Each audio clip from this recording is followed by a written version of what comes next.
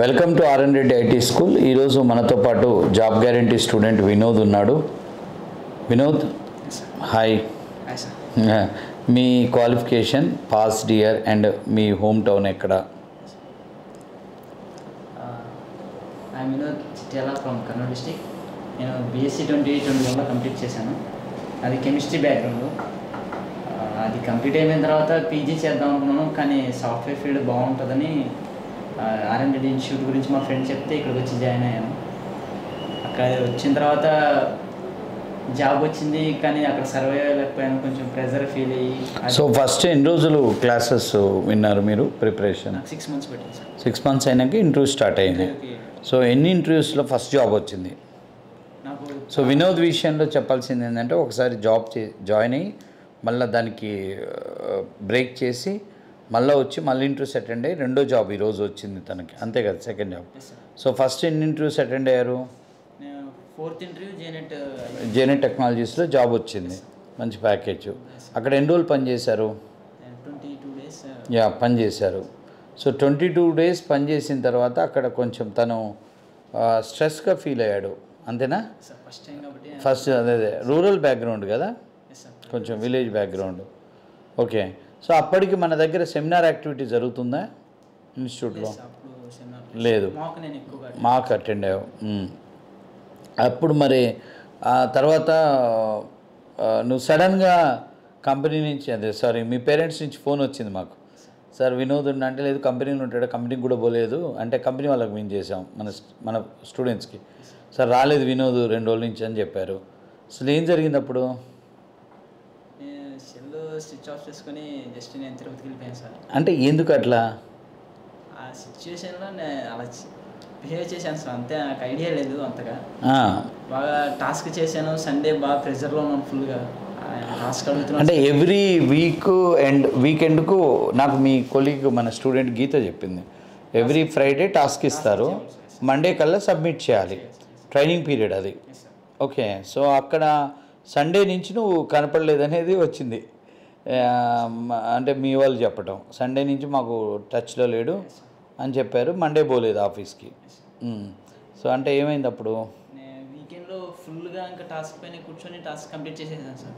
అయిపోయిన తర్వాత నాకు ఏంటిది ఇంత అనిపించింది సార్, బాగా కష్టపడాలా ఇలా వచ్చేసింది. ఇంకా నాకు రిలాక్స్ అవ్వాలంటే ఖచ్చితంగా నేను తిరుపతికి వెళ్ళిపోతాను సార్. నేను ఇంకా సెల్ స్విచ్ ఆఫ్ చేయడం, ఇంకా అమౌంట్ తీసుకొని సైలెంట్గా వెళ్ళిపోయాను సార్. తిరుపతి వెళ్ళావు? ట్రైన్లో వెళ్ళావా? ట్రైన్ సికింద్రాబాద్ నుంచి వెళ్ళిపోయాను సార్, డైరెక్ట్గా ట్రైన్కి. ఓకే. మరి అప్పుడు కంపెనీ వాళ్ళకి మండే వెళ్ళాలి కదా నువ్వు, మరి వాళ్ళ గురించి ఏం ఆలోచించలేదా? జాబ్ ఇంట్రెస్ట్ లేదు సార్ మొత్తానికైతే. జాబ్ పైన ఆ జాబ్ పోతే పోయింది అనుకున్నావు, ఇంకా జాబ్ ఫిట్ అనుకున్నావా? అది ఇంకా పోయిద్దని నాకు మ్యాక్సిమం ఇంకా ఒక ఐడియా వచ్చేసింది సార్. ఇంకా అసలేదు ఎందుకు ఇంత స్ట్రెస్ తీసుకోవడం, పర్లేదు వదిలేద్దామని ఇంకా నేను అనుకున్నాను. అది కొంచెం ఇంట్లో వాళ్ళు రెస్పాండ్ అవ్వడం వల్ల ఇంకా మ్యాటర్ కొంచెం వేరేగా వెళ్ళిపోయింది. ఇంట్లో వాళ్ళు మాకు ఫోన్ చేసి, సార్ ఎడిపోయాడు అంటే మాకు తెలియదు అంటే, కంపెనీకి ఫోన్ చేస్తే రాలేదు అన్నారు. మేము కూడా చాలా టెన్షన్ పడ్డాం మీ గురించి. మాకు మీ ఇంట్లో వాళ్ళకి చాలా డిస్కషన్స్ అయినాయి. Sir waiting. ఎన్ని రోజులు వెళ్ళావు తిరుపతి? సండే వెళ్తే ఫ్రైడే రిటర్న్. 5 days ఉన్నావు. ఫ్రైడే మార్నింగ్ మనకు కాల్ వచ్చింది.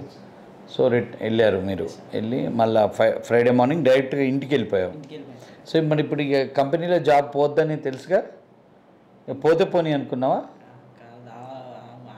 ఊళ్ళోనే ఉన్నా సార్, పోయినా పర్లేదు అన్నట్టున్నావు. మళ్ళీ ఇంటికి వెళ్ళిపోయావు. ఇంటికి వెళ్ళాక మీ వాళ్ళు చెప్పారు, సార్ ఇట్లా పోయింది, అదే సార్ వచ్చాడు, మళ్ళీ వస్తాడు అని చెప్పారు. మళ్ళీ ఎలా ఏం చేసావు? మా దగ్గరికి రాలేను ఎమ్మటే అంటే మోహన్ లేదు, ఇక మీరు జాబ్ ఇప్పించేశారు, మళ్ళీ ఇంకా అడగడం ఎలాగా? ఇంకా అందులో ఇంట్లో వాళ్ళు ఫోన్ చేసి మిమ్మల్ని అడిగారంట. అవును. రావడానికి నాకు ఇంట్రెస్ట్ రాలేదు సార్. మళ్ళీ ఎందుకు సార్ని ఇబ్బంది పెట్టడం అని నేను ఆగిపోయాను. అవును, కొద్ది రోజులు ఓన్గా ట్రై చేసావు, హైదరాబాద్ వచ్చావు. ఇంకా ఇంటి దగ్గర ఉంటే అలాగే ఉండిపోతానని మా నాన్న, వెళ్ళరా, అది కాకపోతే ఇంకొకటి వచ్చింది, ఇంకా అంత అయిపోలేదు కదా, అది పోతే పోయిందిలే, వెళ్ళి ఇంకొక ట్రై చేయి, ఇన్స్టిట్యూట్కి వెళ్ళాను సార్. సో నువ్వు కంపెనీకి వెళ్తే ఏమన్నారు? జస్ట్ వెళ్ళాను సార్. అసలు అక్కడ ఇంకా ఉందా పొజిషన్ లేదని తెలుసుకోవడానికి కన్ఫర్మేషన్ కోసం వెళ్ళాను. వెళ్తే ఇంకా మా బావ వాళ్ళందరూ చెప్పారు సార్ని ఒకసారి కలువు జాబ్. అంటే వాళ్ళు ఏమన్నారు కంపెనీలో?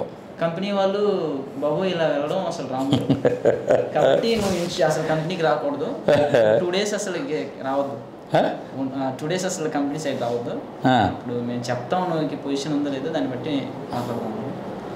ఇంకా నేను సరే ఓకే ఇంకా నెక్స్ట్ అని ఇంకా నేను వచ్చేసాను సార్. ఇంకా వెళ్ళలేదు సార్. ఇన్స్టిట్యూట్కి రావడానికి నాకు చెప్పారు సార్ ఇంట్లో వాళ్ళంతా, వీళ్ళు మళ్ళీ స్టార్ట్ చేసుకుంటే సరిపోతుంది. ఇంకా నాకు టైం పట్టింది సార్ మళ్ళీ రికవర్ అవ్వడానికి. వచ్చా నువ్వు కొన్ని ఇంటర్వ్యూస్కి వెళ్ళావా మళ్ళీ తర్వాత? ఇంకా అలాగే ఉండిపోవడం ఎందుకు, కనీసం బయటైనా ట్రై చేయకపోతే ఎలాగా అని ఇంకొక 2 months ఉన్న తర్వాత మళ్ళీ ఒక 2-3 ఇంటర్వ్యూస్కి ట్రై చేశాను సార్. అంతకంటే ఎక్కువ ట్రై చేయలేదు.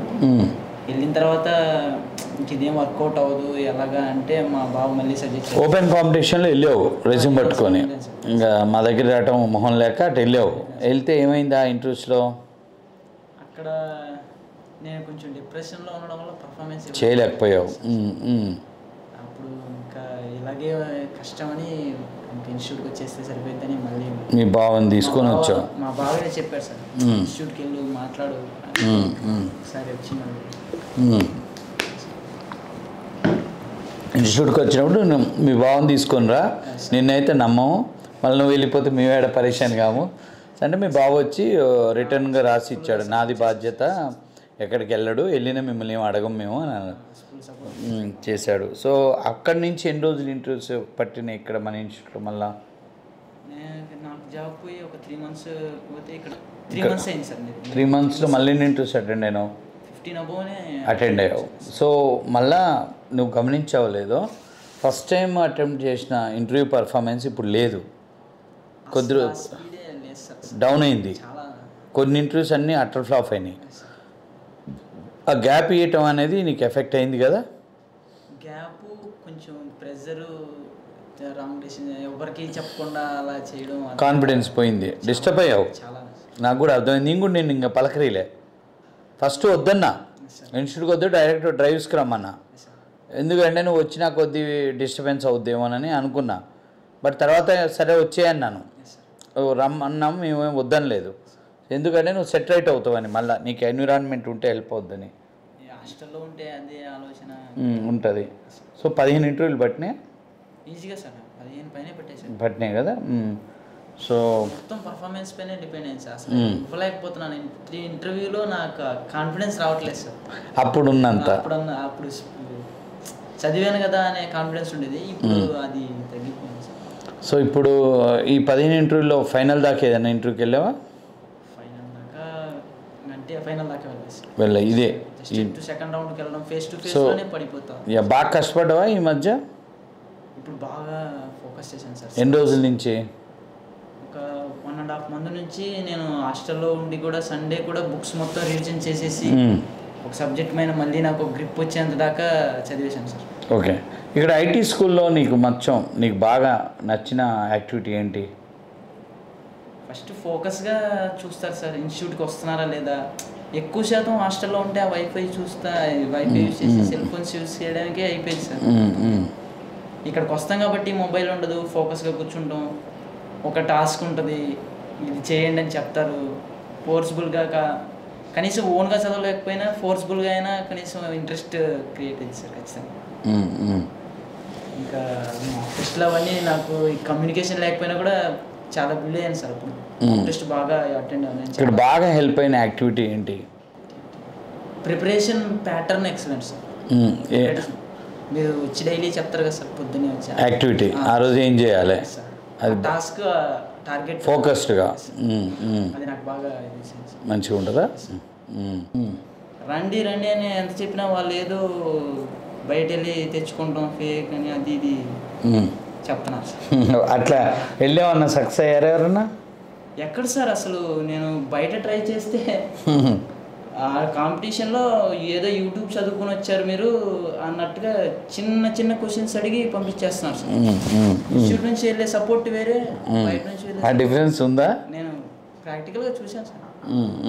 బయట నుంచి వెళ్తే ఆయన ఇంటీజర్ సైజ్ ఏంటి అన్నట్టుగా అడుగుతారు సార్. ఓకే. సెషన్ ఎప్పుడైనా సో పేరెంట్స్ చెప్పావా జాబ్ వచ్చిందని? ఇప్పుడే కాల్ చేసావా? మీ బావకి చెప్పావా? చెప్పాను మీ బావ రోల్ చాలా పెద్దది ఇందులో, నీకు హెల్ప్ చేశాడు, సపోర్ట్ చేశాడు. Okay, all the very best.